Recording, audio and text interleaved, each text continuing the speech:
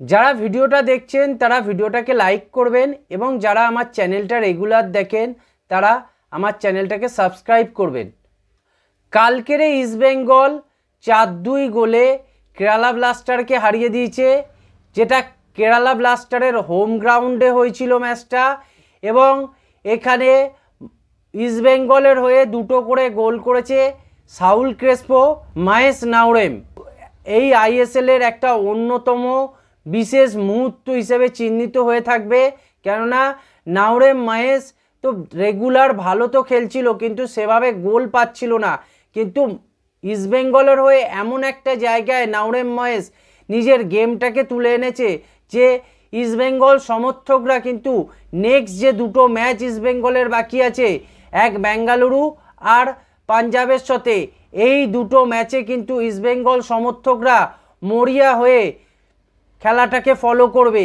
কেননা ইস্টবেঙ্গল প্লেয়াররা যেমন মরিয়া হয়ে মাঠে নামবে, ঠিক সেভাবেই ইস্টবেঙ্গল সমর্থকরাও মরিয়া হয়ে ম্যাচটাকে ফলো করবে।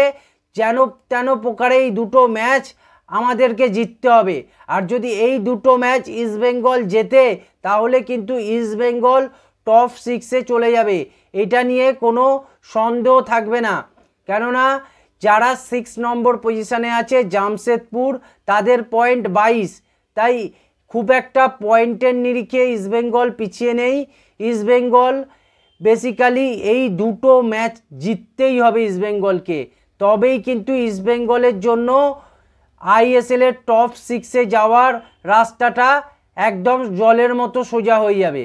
তাই ইস্টবেঙ্গলকে এই ম্যাচের 2টোর প্রতি, বেঙ্গালুরু আর পাঞ্জাব ম্যাচের প্রতি যে বিশেষ ফোকাস নিয়ে রাখতে হবে সেটা নিয়ে কোনো সন্দেহ নেই।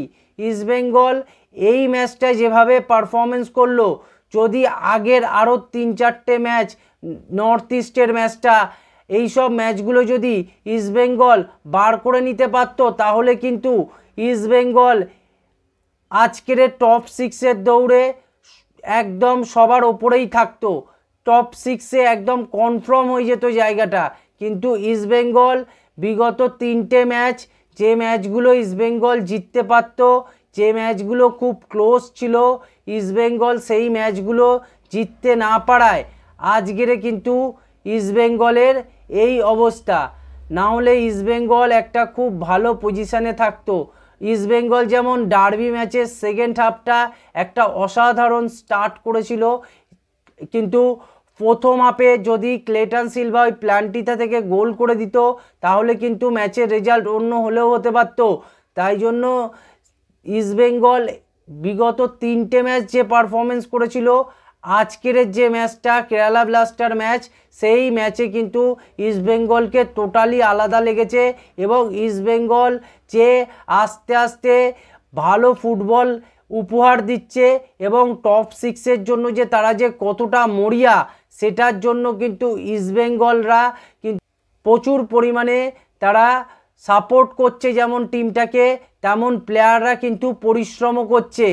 একতরফায় হচ্ছে না, ইস্টবেঙ্গল সমর্থকরাও মনে করছে যে আমরা যেতে পারি এবং প্লেয়াররাও কিন্তু সেই বিশ্বাসটা করতে শুরু করেছে এখন থেকে যে আমরা পরের রাউন্ডে টপ 6-এ কোয়ালিফাই করে আমরা যাব।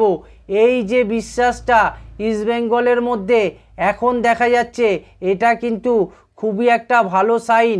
এখনও অনেক কিছু হলেও এখনও চান্স আছে ইস্টবেঙ্গলের টপ 6-এ যাওয়ার। তাই আমি বলবো যে ইস্টবেঙ্গল টিম ম্যানেজমেন্ট যেন বেঙ্গালুরু আর পাঞ্জাব ম্যাচের জন্য মনোবলকে চাঙ্গা নিয়ে মাঠে নামে এবং বেঙ্গালুরু আর পাঞ্জাবকে হারিয়ে বাংলার দল হিসেবে যেন টপ 6-এ কোয়ালিফাই করে। এতে শুধু ইস্টবেঙ্গল সমর্থকদেরই শুধু আনন্দ হবে না, একজন বাংলার সমর্থক হিসেবে পুরো বাংলার মানুষের কাছে এটা একটা আনন্দ বার্তা নিয়ে আসবে। তাই আমরা চাইব যে ইস্টবেঙ্গল যেন অবশ্যই টপ 6-এ কোয়ালিফাই করে এবং পরের ম্যাচ 2টো ইস্টবেঙ্গল যেন অবশ্যই জেতে। এই হলো আজকের ভিডিও। আপনারা চ্যানেলটাকে সাবস্ক্রাইব করুন, ভিডিওটাকে লাইক করুন, ভিডিওটাকে শেয়ার করুন।